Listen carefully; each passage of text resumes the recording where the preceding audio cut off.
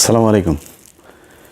বাংলাদেশের সাবেক ক্রিকেটার তামিম ইকবাল, যিনি তার পুরো ক্যারিয়ারেই প্রতি মাসে অন্তত দু একবার নানান ধরনের নাটক করে আলোচনায় এসেছেন।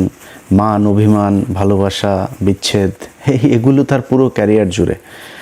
তো সেই ধারাবাহিকতায় গতকালকে আপনারা তার একটা বক্তব্য শুনেছেন।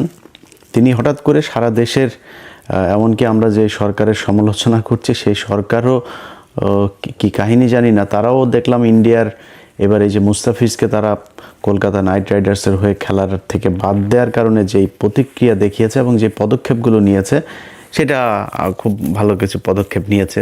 এগুলো মাঝখানেই তিনি এসে বক্তব্য দিলেন যে বাংলাদেশের ভারতে খেলতে যাওয়া উচিত। বাংলাদেশের নাকি 90 থেকে 99% টাকা নাকি আইসিসি তারপরে বাংলাদেশকে দেয়।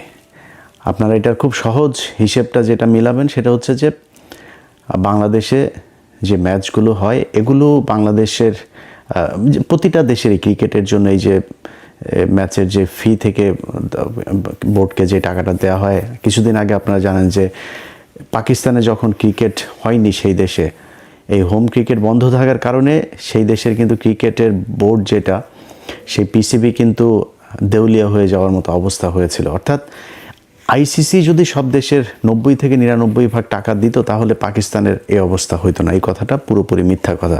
এখন এই মিথ্যা কথা হঠাৎ করে তিনি এসে বললেন কেন, সেটা মূলত আজকের আলোচনা। খেলাধুলা নিয়ে আলোচনা করার সময় নাই, সেটা আলোচনার বিষয়ও না। এটার সাথে বিরাট একটা ষড়যন্ত্র তত্ত্ব জড়িয়ে আছে। আপনাদের কি মনে হয় যে এই যে প্রথম আলো, এই যে ডেইলি স্টার, এই যে উদীচি, এই যে ছায়ানট, এরকম তাদের কিছু শাখা প্রশাখা আছে যেগুলো কিনা ভারতের হয়ে বাংলাদেশে কাজ করে, এরা দেখবেন কিছু হইলেই বাংলাদেশের এই যে ইসলামের বিরুদ্ধে, ইসলাম এবং 71 দুইটাকে সাংঘর্ষিক করে তারপরে এটা নিয়ে তারা নানান বক্তব্য দেশে দেখবেন যে হাজার হাজার ঘটনা ঘটে যাবে, কোনো সমস্যা নাই। হঠাৎ করে তাদের পছন্দ মতো একটা ঘটনা নিয়ে এই যে কিছু নারীবাদী আছে আর এই ওই যে শাহবাগী কিছু এসে চুলচুল বড় বড় তারপরে গাঁজা টাজা খায়, এগুলো এসে এক জায়গায় বসে যাবে। এটা হচ্ছে তাদের নিত্য নৈমিত্তিক রুটিন ওয়ার্ক। এটা কেন করে? কারণ ওইখান থেকে টাকা পয়সা পায়, সেইটা পেয়েই তাদের একটা নির্দিষ্ট রুটিন করে দেওয়া আছে যে এই মাফিক তাদেরকে কাজ করতে হবে, এবং এই কাজগুলো কখন কি করতে হবে সেটাও কিন্তু ওই দেশের সরকার, ওই গোয়েন্দা সংস্থাই কিন্তু তাদেরকে ঠিক করে দেয়। তামিম ইকবালের বিষয়টাকে আমি ব্যতিক্রম কোনো কিছু দেখি না, এটা কোনো বিচ্ছিন্ন ঘটনা। তাকে নিয়ে হঠাৎ করে তাকে দিয়ে কেন বলানো হলো? আমার ধারণা যে এই মুহূর্তে যদি মাশরাফি স্বাভাবিক অবস্থায় থাকতেন, সাকিব থাকতেন, যাদের ক্রিকেটে ব্যাপক জনপ্রিয়তা আছে, এই ধরনের কিছু মানুষ যদি থাকতেন তাহলে তাদেরকে দিয়ে বলাইতো। তো মন্দের ভালো হিসাবে তামিম ইকবাল তিনি আছেন যেহেতু, তাকে দিয়ে কথাগুলো বলিয়েছে। আপনাদের কিছু জিনিস মাথায় রাখা দরকার। তামিম ইকবাল হঠাৎ করে তিনি যে সুরে কথা বলেছেন যে বাংলাদেশের স্বার্থের জন্যই, আপনার বাহ্যিকভাবে শুনে মনে হবে যে এই দেশের ক্রিকেটের জন্য, এই দেশের জন্যই বোধহয় তিনি কথাগুলো বলছেন। আচ্ছা, যদি মনে করেন বাংলাদেশের জন্যই ওনার ক্রিকেটের জন্য এত ভালোবাসা, এত প্রীতি নিয়ে উনি কথাগুলো বলবেন, আপনাদের মনে আছে যে ওনার কথা অনুযায়ী যে বাংলাদেশ যদি এখন বিশ্বকাপ খেলতে না যায় তাহলে বিশাল আকারের ক্ষতি হয়ে যাবে, 10 বছরের জন্য পিছিয়ে যাবে। এই ভারত বাংলাদেশকে এই 2016 থেকে 16-17 থেকে আপনি যদি কয়েকটা এশিয়া কাপ যদি আপনি চিন্তা করেন, বিশ্বকাপে এই ভারতের আম্পায়ার, 2টা এশিয়া কাপ তো আমরা জেতা, 2টায় এশিয়া কাপকে তারা হারিয়েছে।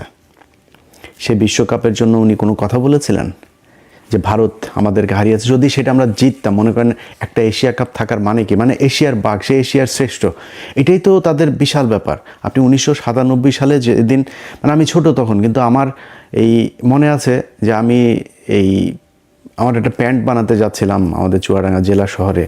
তো ওই দিন হঠাৎ করে দেখি, আমি তার আগ পর্যন্ত জানিও না যে ক্রিকেট বলে পৃথিবীতে কোনো খেলা আছে, তার আগের দিন পর্যন্ত আমি জানি না।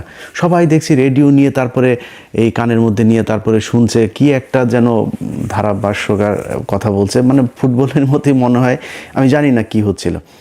হঠাৎ করে আমি আবার আসার সময় দেখি ট্রেনের মধ্যে পুরো রং টং মেখে সারা দেশে বিরাট উল্লাস।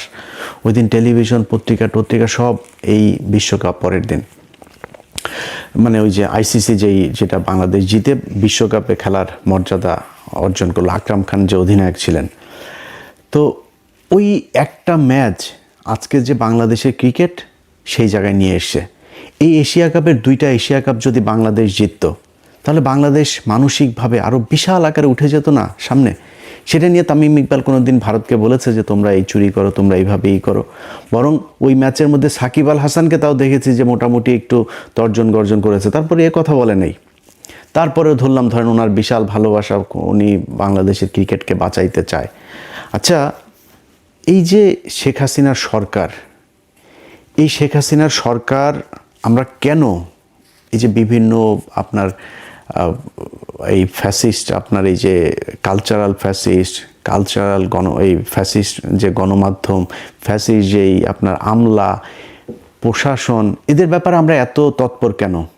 এদের বিচারটা কেন চাই? কারণ হচ্ছে যে এই শেখ হাসিনা গেল 15 বছরে যত হত্যা, খুন, গুম যা করেছে সেটার জন্য এরা দায়ী, এরা তাদেরকে সহায়তা করেছে, এই জন্যই তো এদের বিচার চাই। আচ্ছা, এবার আসেন আপনি 2018 সালের একটা নির্বাচন, 2014 সালে যাই হোক বিএনপি আসে নাই। আমি সত্যি কথা বলি, আমি সেদিন কাজে গিয়ে তারপরে বাথরুমে গিয়ে কান্না করেছে। মানে এত খারাপ লাগছিল 2018 সালের সেই নির্বাচনটার রাতে। আপনাদের তো রাত, আমাদের এখানে তখন সকাল। এত খারাপ লাগছিল যে এইভাবে মানুষের চোখের সামনে মানুষকে এইভাবে বোকা বানিয়ে এই নির্বাচনটা এরকম করা যায়। সেই নির্বাচনটা বাংলাদেশের একটা টার্নিং পয়েন্ট ছিল। 14 সালে ঠিক আছে বিএনপি যায় নাই, শেখ হাসিনা করেছে, একা নির্বাচন করেছে। তারপরে ধরলাম 18 সালের নির্বাচনটা তো হইতে পারতো। এবং তারা যেভাবে সেই ঐক্য জোট মোট বানায়, এই যে আপনার আওয়ামী দালাল ডক্টর কামাল সহ এই যে এই দালাল কয়টাকে গামছা কাদের টাদের এগুলোকে নিয়ে তারপরে তারা এই হাসিনার এই রয়ের ফাঁদে পা দিয়ে তারপরে বিএনপি একটা জোট গঠন করলো। সেই জোট গঠন করার পরে কি হলো দেখেন, রাতের বেলা ভোট নিয়ে তারপরে দিনের বেলা সেটা প্রচার করলো যে হ্যাঁ এই হয়েছে, আগের রাতেই ভোট শেষ হয়ে গেল। সেই নির্বাচনটা বাংলাদেশের এই যে গেল 5 বছরে, অন্তত 5-6 বছরে যে মানুষগুলো মারা গেল, মানুষগুলোকে মারা হলো, খুন করা হলো, এই মানুষগুলো এই নির্বাচনটার কারণে মরে নাই। এই জন্য আমরা চাই যে এই নির্বাচন, এই প্রশাসন, এই যে জনপ্রতিনিধি সহ যারা সাংবাদিক, শিক্ষক, যারা এই শেখ হাসিনাকে সমর্থন দিয়েছে তাদের সবার বিচার হইতে হবে। আচ্ছা, তাদের যদি বিচার হয়, তাদের অনেকের বিচার হচ্ছেও, সেনাবাহিনীর পর্যন্ত বিচার হচ্ছে, তাহলে ক্রিকেটারদের বিচার হওয়া দরকার না? কেন জানেন? 2018 সালের নির্বাচনের পরে এই দিন আরেকটা নির্বাচন। আচ্ছা, আপনাদের মনে আছে এই যে মাশরাফি বিন মুর্তজা এমপি হলেন, ওই সময় দেশের যে পরিস্থিতি এবং মাশরাফি বিন মুর্তজার যে জনপ্রিয়তা ছিল, আমি বিশ্বাস করি মাশরাফি বিন মুর্তজা যদি মিরপুর স্টেডিয়ামে যায়, একদম স্টেডিয়ামের শেষ মাথায় উঠা যদি একটা মাইক হাতে নিয়ে ডাক দিত যে বাংলাদেশে আমরা এই হানাহানি আর চাই না, শেখ হাসিনা, খালেদা জিয়া, তাদের ভেতরের যে সমস্যা, এটা আমরা ক্রিকেটার যারা আছি, আমি অন্তত আমার জায়গা থেকে ডাক দিলাম, বাংলাদেশের মানুষ সবাই এখানে আসেন, যদি না আসে তাহলে আমি এখান থেকে, মানে সে কিছু একটা শর্ত দিতে পারতো। সে যদি এসে ডাক দিত এই দেশের, আমি বিশ্বাস করি তার যে জনপ্রিয়তা, যে নিরপেক্ষতা তার ছিল, যে গ্রহণযোগ্যতা ছিল, সে ডাক দিলে বাংলাদেশের অন্তত 2-4-10 লাখ মানুষ সেদিন চলে আসতো তার ডাকে। এবং আমার বিশ্বাস যে রাজনৈতিক দলগুলিও একটা করতো না, আসলে আমাদের মনে হয় একটা জায়গায় আসা উচিত। কারণ একটাই মাত্র জায়গা, সেটা হচ্ছে ক্রিকেট, যেখানে বাংলাদেশের মানুষ কোনো দলাদলি করে না। এই ক্রিকেট যখনই আসে তখনই বোঝা যায় যে এই দেশের মানুষের কত দেশপ্রেম, সবাই এক হয়ে যায়। সেই ইন্ডিয়া হোক, পাকিস্তান হোক, ইংল্যান্ড হোক, অস্ট্রেলিয়া হোক, যেটাই হোক, ক্রিকেটে আমরা সবাই এক। এখন এই যে ক্রিকেট নিয়ে আমরা এক হয়ে আপনাদেরকে এত ভালোবাসা দিলাম, দেশের জন্য আপনাদের এত ভালোবাসি, আপনি 2018 সালে যখন দেখলেন যে আপনার তো অবসরের সময় চলে এসেছে, মানে আপনার যে জনপ্রিয়তা, আপনি যা করতে পারতেন ওইটার দিকে তাকাইলেন না, একটু দেশের কথাও চিন্তা করলেন না। আপনার জাস্ট যেহেতু অবসরে চলে যাবেন, এখন আপনার পরে কি করবেন, নিজের পকেটে ঢুকতে হবে, টাকা পয়সা, ধান্দাবাজি, নিজের ক্ষমতা লাগবে, কি দিয়ে হবেন, ব্যাস নৌকায় ঢুকে গেলেন।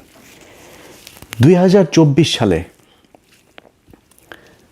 আমি পৃথিবীর ইতিহাসে এরকম কোনো ক্রিকেট মানে প্লেয়ার দেখি না, এমন কোনো ক্রিকেট টিম দেখি না পৃথিবীর ইতিহাসে। বিচ্ছিন্নভাবে এই ইয়েতে আপনার ভারতে একটা হয়েছিল, সেও অবসরে ছিল এরকম একজন প্লেয়ার।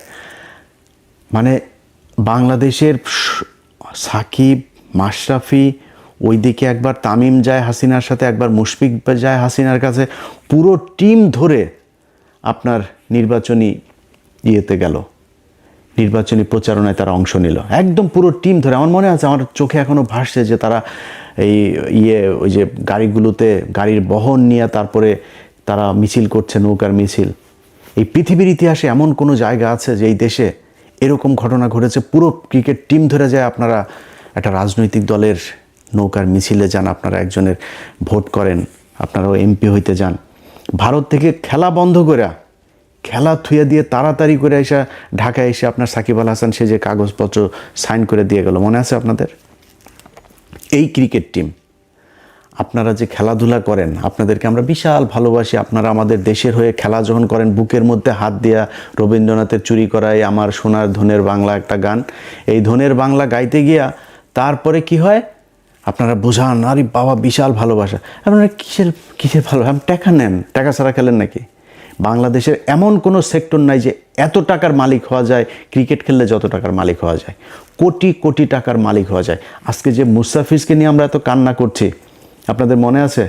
মুস্তাফিজকে এই যে মহেন্দ্র সিং ধোনি, এই ধোনির মতো এত ভদ্র প্লেয়ার যারা আমরা খুব ভদ্র মনে করি, ধোনি এবং কোহলি দুইজনকে আমি ব্যক্তিগতভাবে তাদেরকে এই পছন্দ করি, এর মতো ভদ্র প্লেয়ার আমাদেরকে মানে চুনোপুটি মনে করে, তেলাপোকা মনে করে।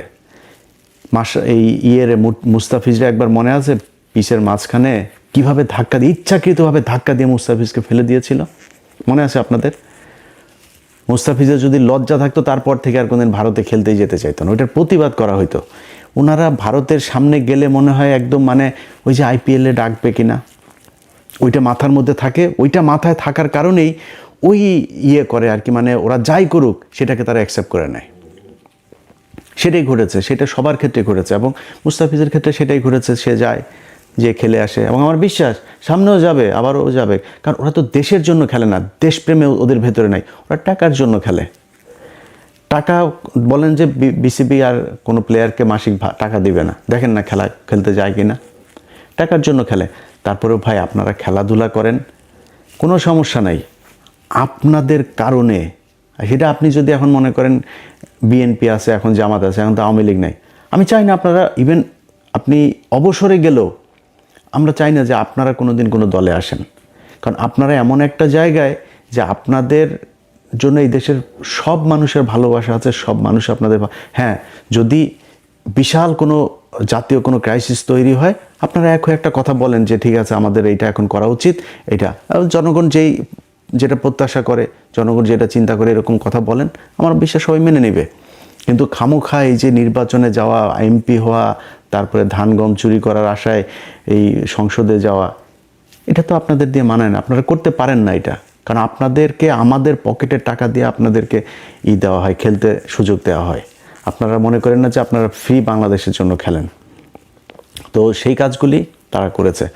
আপনি এই গত 15 বছরের বাদ দিলাম, যদি 18 সাল থেকে 24 পর্যন্ত 5-6 বছরের কথাও যদি বলি, যে প্লেয়ারগুলো চুপচাপ 3 আগস্ট 2024 তারিখ 3 আগস্টও এই তামিম ইকবাল সে প্রধানমন্ত্রীর কার্যালয়ে গিয়েছে। ওই আমার এই ফেসবুক পেজে আমি গতকালকে একটা পোস্টে দিয়েছি, দেখেন সেখানে সে স্বাক্ষর করে গিয়েছে। সেখানে যারা যারা গিয়েছে একটা ওই দিনের যেই লগ শিট সেটা আমাদের কাছে আছে, সেটা আপনি সেখানে সে 3 তারিখে গিয়েছে। 3 তারিখে যাওয়ার মানে কি, আপনি এই জুলাই মাসে যে মানুষগুলোকে হত্যা করা হয়েছে আপনি সেটার পক্ষে কাজ করেছেন, এই জন্য আপনি হাসিনার কাছে গিয়েছিলেন। যারা প্লেয়ার, আর্মি, পুলিশ, ব্যবসায়ী, যারা যারা গিয়েছে শেখ হাসিনার কাছে, শেখ হাসিনাকে ওই ঘটনায় সমর্থন দিয়েছে, তারা সবাই খুনি। এই জন্য আমরা চাই যে এদের সবার বিচার হওয়া দরকার। আপনি দেখেন এই আসিফ নজরুল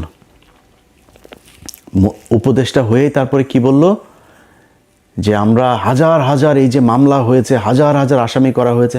আরে বেটা, হাজার হাজার কি, লক্ষ লক্ষ আসামি হওয়া দরকার। কারণ যেই ব্যক্তি আওয়ামী লীগ করেছে সেই হত্যা মামলার আসামি হবে।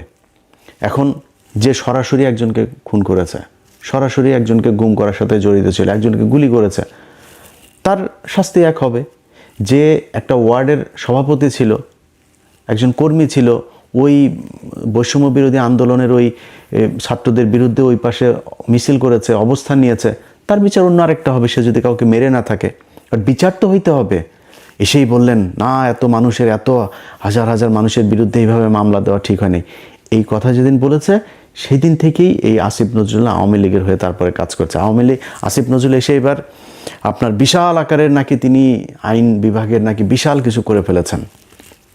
তো কি করেছেন হচ্ছে জামিন এখন খুব দ্রুত করা যাবে, আপনার অনলাইনে পেয়ে যাবেন এবং অনলাইন থেকে সাথে সাথে জামিন হয়ে যাবে। জামিন কারা হবে? ওই যে আওয়ামী লীগের, ওদেরকে জামিন করার জন্য উনি তাড়াহুড়া করে এটা করেছেন। যদিও এখনও যারা ওই যে আওয়ামী লীগের সময় যেই আলেমরা জেলে গিয়েছিলেন, বিডিআরের লোকজন জেলে আছেন, ওই লোকগুলির জামিনের বেলায় আবার ওনাদের 4 দিন 5 দিন 6 দিন আমি এইখান থেকে দোষণ না দিলে আবার ওনারা ছাড়েন না। কিন্তু আওয়ামী লীগের ক্ষেত্রে কিন্তু গোপনে গোপনে, এই যে দিলীপ আগারওয়ালাকে কেউ জানেও না, অ্যাটর্নি জেনারেল, ওই কায়সার কামাল বিএনপির, আর এই আসিফ নজরুল, এই 3 বদমাইশ মিলা তারপরে দিয়ে দিল, জামিন দিয়ে দিল, চলে গেল। ওনারা না কিছু জানেনই না, কিছুই জানেন না ওনারা, এমনি জামিন হয়ে গেল। এক ব্যক্তিকে দিয়ে, একজন জাজকে দিয়ে আপনার একই আদালতের ভিতরে নিয়ে গোপনে গোপনে গোপনে গোপনে 2 মাসের ভেতরে সব খালাস, চলে গেল সে। ওনারা কিছুই জানেন না। তো এইভাবে ওনারা এই আইন বিভাগের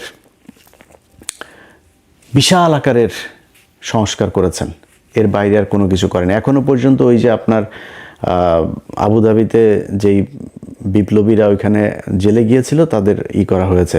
প্রথম আলো ডেইলি স্টারের ঘটনায় মানে পোস্ট শেয়ার করেছে, এই জন্য তাদেরকে ধরে নিয়ে যাওয়া হচ্ছে। আর ভাই আমার নামে দেন আপনি সবগুলি মামলা, ওদেরকে ধরেন কেন? এই মানুষগুলোরে কষ্ট দিচ্ছেন কেন? এগুলি ভুলে যাবে এরা, এগুলি ভুলে যাবে, এগুলোর জবাব আসবে। এটার জন্য তো আপনাকে নিশ্চয়ই কিছু না কিছু তো পোহাইতে হবে। সময় সবসময় একরকম যাবে না, এগুলো আমরা দেখছি। তো যাই হোক, এই প্লেয়ারদের যে বিষয়টা, এই গত 15 বছরে যা যা ঘটেছে, এই যে আসিফ নজরুলের হাজার হাজার আসামি হওয়া যাবে না, এই প্লেয়ারগুলো আসামি হওয়া উচিত ছিল। কারণ এরাই 2024 সালের এই যে এই ড্যামি নির্বাচনের, এই স্বামী আর ড্যামি মিলা যে নির্বাচন করেছে, এই ড্যামি নির্বাচনের বৈধতা দিয়েছে এরা। এদের কারণে যখন দিয়েছে তামিমের মতো লোক, মাশরাফির মতো লোক, সাকিবের মতো লোক, এরা হাসিনার কাছে যাচ্ছে, এরা করছে, এগুলো দেখে তো মানুষ যারা আন্দোলন করতে চেয়েছে, যারা হাসিনার বিরুদ্ধে, তাদের মনোবল ভেঙেছে। আর যারা হাসিনার লোক তারা আরও চাঙ্গা হয়েছে, আর আমরা তো আর কি, দেশে তো আর জীবনে কোনোদিন সরকার চেঞ্জ হবে না, এরকম একটা পরিস্থিতি তৈরি হয়েছিল, এদের কারণে তৈরি হয়েছিল এটা। এখন এইসব জিনিসগুলোর পরে তাদের ব্যাপারে ব্যবস্থা নেওয়া হয় নাই দেখেই আজকে এরাই করছে। এই যে মুশফিক, কি সুন্দর, আরে বাবারে বাবা, ওনারা এখন সব প্লেয়াররা মিলে এক হয়েছে, খেলতে যাবেন। ওনারা সবাই, সব প্লেয়াররা, মানে ওরা খেলতে যাবেন, খেলতে গেলে মাল পাবে, তো মাল পাবে, এই জন্য খেলতে যাওয়ার জন্য পারাপারি শুরু করে দিয়েছে। ওনাদের ভিতরে কোনো দেশপ্রেম নাই। সব কটা, এই যে কালকে দেখেছেন না, ওই বিসিবির পরিচালক নাজমুল ভাই, আপনাকে স্যালুট। আপনি এই তামিমকে যে ভারতীয় দালাল বলেছেন, ও ভারতীয় দালাল, খালি ভারতীয় দালাল না, ও ভারতের মানে এই চামচা, ভারতের আপনার মানে মালখোর, এই ভারতের টাকা খেয়ে তারপরে এগুলি বলেছে। ভারতীয় গোয়েন্দা সংস্থার লোকও, এই কারণেও এগুলো করেছে। তো বিসিবিকে চাপ দিচ্ছেন ওনারা খেলতে যেতেই হবে, ওনাদের খেলতে গেলে মাল পাবে, এই জন্য খেলতে যাবেনি ওনারা। কি সুন্দর দাড়ি, এই যে মুশফিকের দাড়ি কি সুন্দর, আর বাপেরও দেখি বিশাল মুরব্বী, বয়স্ক, এই বিশাল পাগড়িওয়ালা মুরব্বী, হুজুর, এত আপনি প্রতিবাদ করা শিখছেন এখন। কই, এই যে 15টা বছর এতগুলো মানুষের যে মারা হইলো, আপনি জানেন না এটা কি মিথ্যা কথা? এই যে আলেমগুলোরে ধরে আপনার মারা হইতো, এই যে পিলখানায় এতগুলো মানুষ মারা হইলো, এই যে হেফাজতের ঘটনা এতগুলো মানুষ মারা হইলো, আপনারা একটা কথা বলেন নাই তো। একদিনে তো একটা দেশপ্রেম দেখাইলেন না যে না এটা করা উচিত না, কি হইতো? আপনি তো খেলাতে আপনি তো মানে অটো চয়েস ছিলেন দলের, আপনারা তো টিম থেকে বাদ দিয়ে দিতে পারতো না, একটা কথা বলেন নাই। এখন আপনি এসছেন বিশাল আকারের দেশপ্রেম দেখাইতে আর হচ্ছে গিয়ে নীতি নৈতিকতা শিখাইতে। কারণ কি, খেলতে যেতে হবে। আর ওই যে ইন্ডিয়া থেকে মাল দিচ্ছে, এইটা বলো এইটা বলে ঠিক করো এরকম করো, এই বলে এইটার কারণে তারা এগুলো করছে।